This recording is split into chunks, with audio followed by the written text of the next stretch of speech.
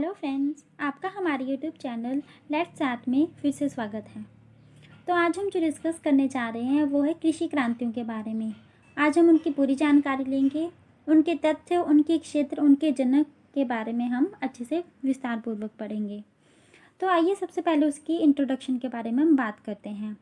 जो कृषि क्रांतियाँ हुई थी उसकी सबसे पहली शुरुआत जो हुई थी वो हुई थी 1966 से 1967 में हरित क्रांति से मानी जाती है कि इसका मतलब ये हुआ कि हरित क्रांति से जो पहली शुरुआत हमारी क्रांतियों की हुई थी। तो पहली कौन सी हुई? हमारी हरित क्रांति।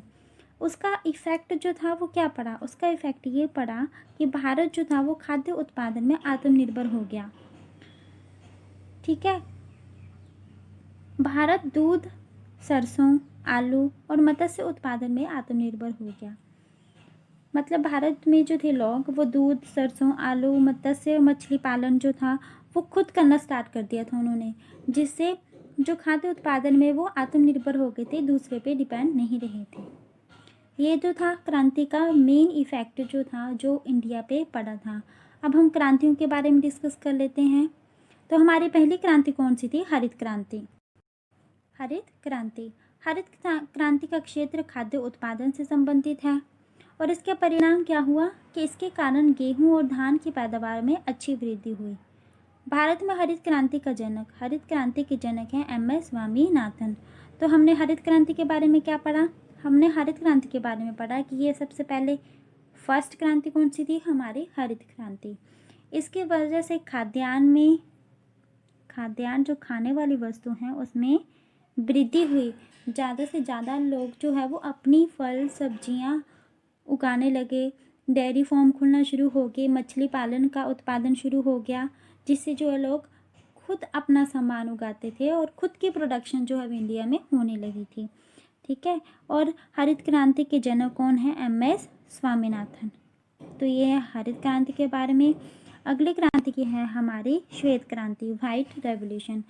देखिए, व्हाइट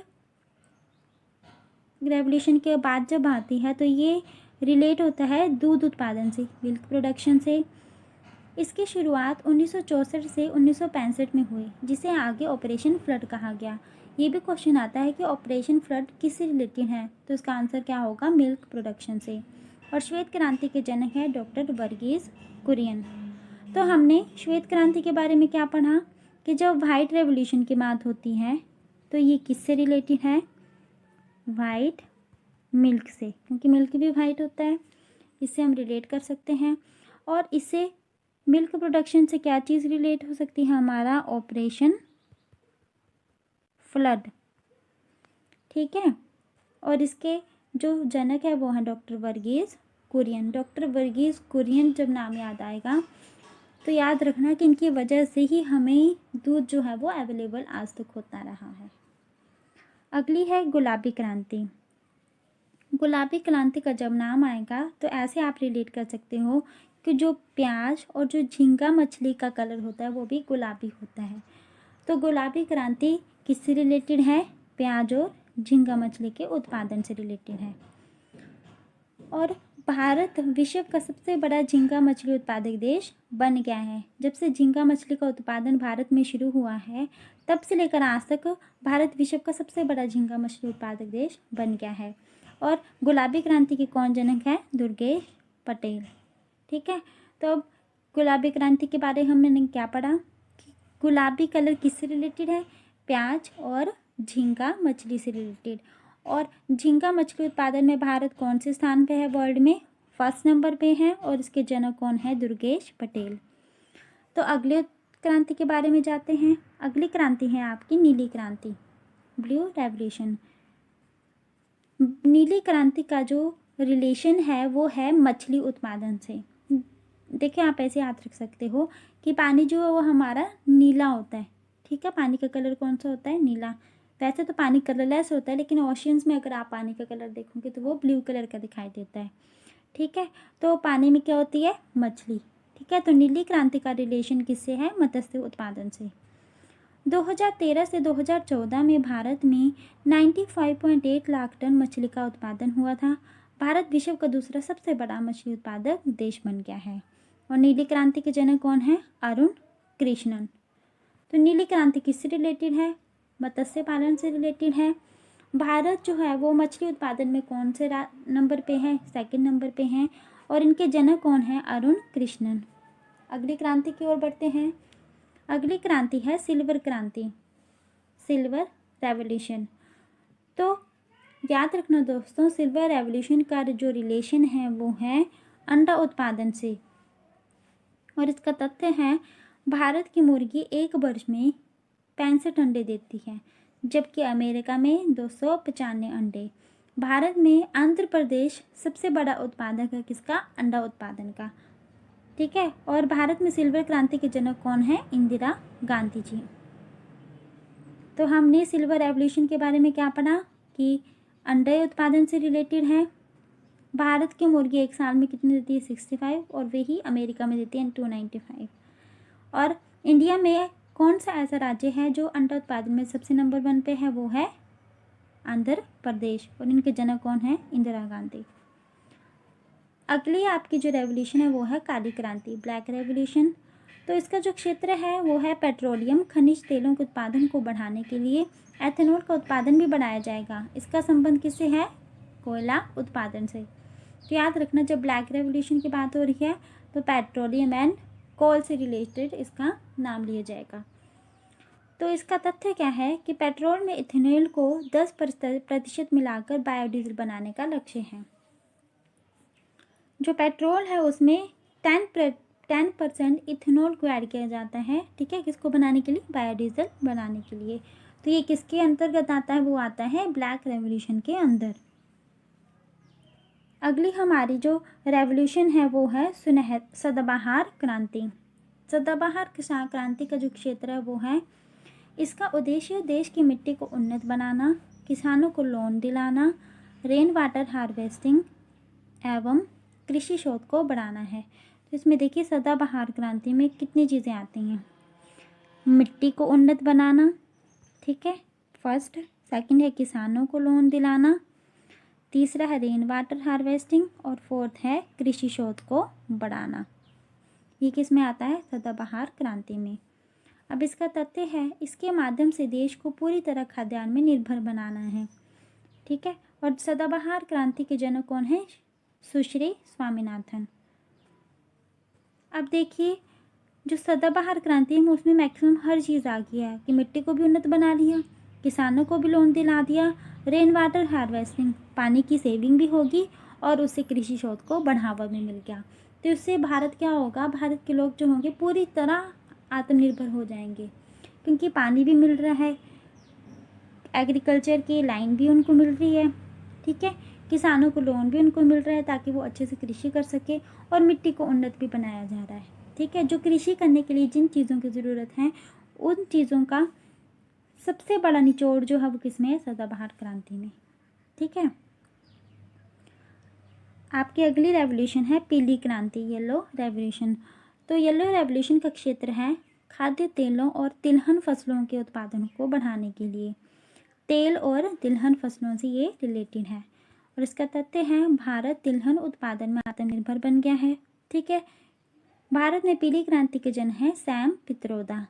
येलो रेवोल्यूशन में कौन है इसके जनक? सैम पित्रोदा।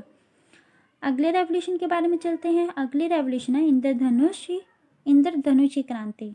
और इसका क्षेत्र है, इसमें हरित, पीली, नीली, लाल, गुलाबी, भूरी, धूसर अन्य सभी क्रांतियों को साथ लेकर चलने का लक्ष्य है कि ये सभी क्रांतियाँ जो है आपस में पक्का कार्य करें। तो वो किसके अंतर्गत आता है? इंद्रधनुषी। देखिए हम इंद्रधनुषी से, एक इंद्रधनुष में कितने कलर्स होते हैं? 7 कलर्स होते हैं। ठीक है। और इसमें क्रांतियों को, वो कलर्स को लेकर इंद्रधनुष बनता है, और ये क्रांति को लेकर इंद्रधनुषी क्रांति बनती है।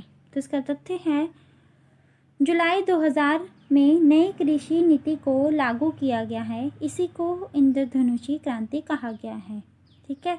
जो नई कृषि नीति को लागू कर दिया गया है 2000 में, उसे इंद्रधनुषी क्रांति कहा गया है, जिसमें जितनी भी क्रांतियाँ आज तक हुई है उन सभी क्रांतियों को साथ लेकर चलने का लक्ष्य दिया गया है।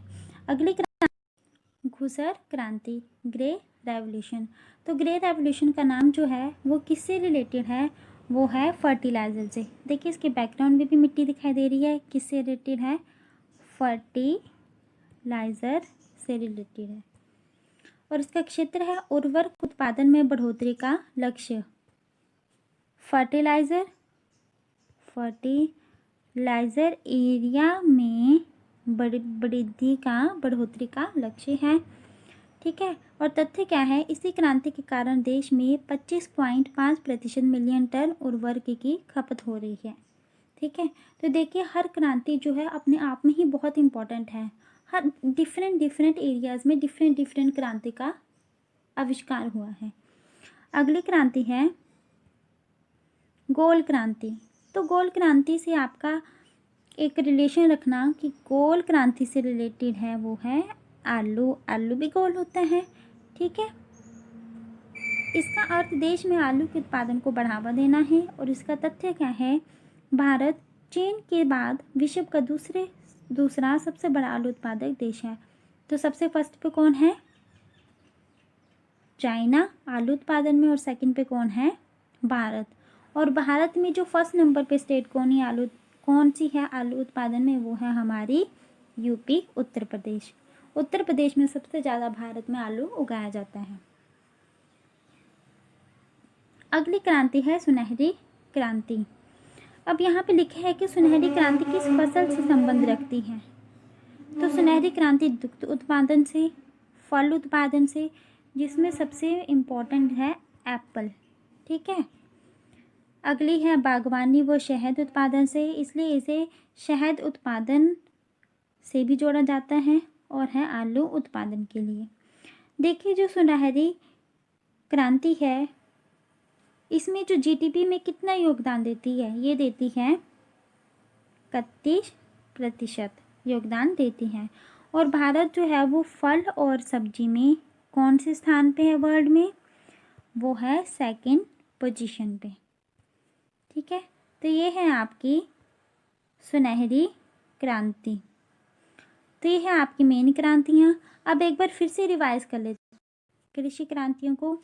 हरित क्रांति किससे रिलेटेड है? खाद्यान्न उत्पादन से। श्वेत क्रांति किससे है? दुग्ध उत्पादन से। नीली क्रांति किससे रिलेट है? मत्स्य उत्पादन से। और भूरी क्रांति किससे है? अंडा उत्पादन से। पीली क्रांति है तिलहन उत्पादन से।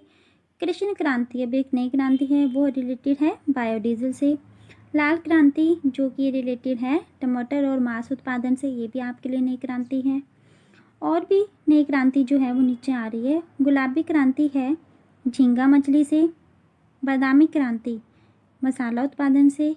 सुनहरी क्रांति फल उत्पादन से। अमृत क्रांति, ये भी क्वेश्चन इंपॉर्टेंट है कि अमृत क्रांति किससे रिलेटेड है? तो ये टैट में काफ़ी बार पूछा गया है और ये रिलेटेड है नदी जोड़ो परियोजनाएं से। तो ये थी आपकी क्रांतियाँ, उनके जनक, उनके क्षेत्र, उनके तथ्य। आपको किसी भी टॉपिक पे अगर वीडियो चाहिए होगी तो आप प्लीज़ कमेंट कीजिएगा। And thank you for watching this channel. मिलते हैं अब अगली वीडियो पे। Bye bye.